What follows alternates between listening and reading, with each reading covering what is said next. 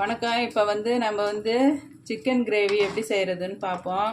First சிக்கனை நல்லா வாங்கி நல்லா மஞ்சள்தூள் போட்டு கழுவி எடுத்துக்கணும். அதுக்கப்புறம் வானலில் வச்சு அதில் கொஞ்சமாக எண்ணெய் விட்டு கொஞ்சம் பெருஞ்சீரகம் கொஞ்சம் பூப்பட்டை போட்டு நல்லா வெடிக்கட்டுன்னு சொல்லிட்டு இந்த சிக்கனை போட்டு ஒரு வதக்கி மிளகா பொடி போட்டு உப்பு போட்டு கருவேப்பிலையும் போட்டு இதை அப்படியே கொதிக்க வச்சுருக்குறோம். இப்போ இது நல்லா கொதிச்சுனே இருக்குது.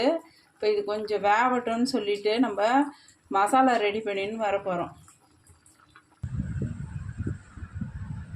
இப்போ வெங்காயம், தக்காளி, ஒரு 4 வெங்காயம், ஒரு 4 தக்காளி, அப்புறம் கொஞ்சமாக இஞ்சி, பூண்டு, பெருஞ்சீரகம், பட்டை இதெல்லாத்தையும் எடுத்து வச்சு ஒரு வதக்கி இதை மசாலா அரைச்சிட்டேன் நான் மிக்சியில் போட்டு. இப்போ இதை அந்த கறி கொஞ்சம் தண்ணி குறையட்டும்னு சொல்லிட்டு இதை அதில் போட்டு இப்போ நம்ம கிரேவி குழவி விடணும்.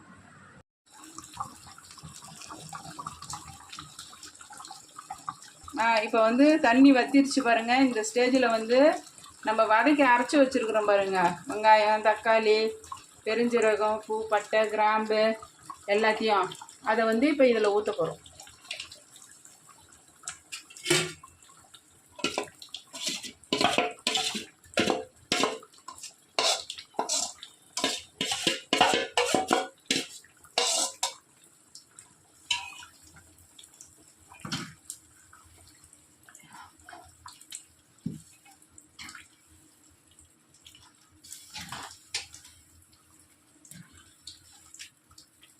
இப்போ இது நல்லா தண்ணி கொஞ்சம் சுண்டட்டும்னு சொல்லிவிட்டு சிம்மில் இதை வச்சிடணும். இப்போ வச்சுட்டு கொஞ்சம் தண்ணி இழுக்கட்டும்னு சொல்லிவிட்டு அப்புறமா தான் நம்ம ஆஃப் பண்ணணும் ஸ்டவ்வை. இது கொஞ்சம் நேரம் சிம்மிலே இருக்கணும். இது அப்படியே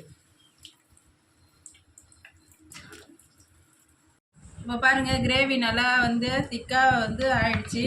இப்போ இதை நம்ம இந்த பதத்தில் இறக்கிட்டோம். இப்போ இதை சாப்பிட வேண்டியது தான்.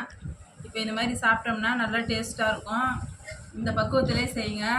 இது பாருங்கள், நல்லா கறியும் நல்லா சாஃப்டாக வெந்துருச்சு பாருங்கள். கறியும் இதே மாதிரியே செய்யுங்க. நன்றி, வணக்கம். இப்போ பாருங்கள், நம்ம இந்த கிரேவியை சாதத்தில் போட்டிருக்கோம்.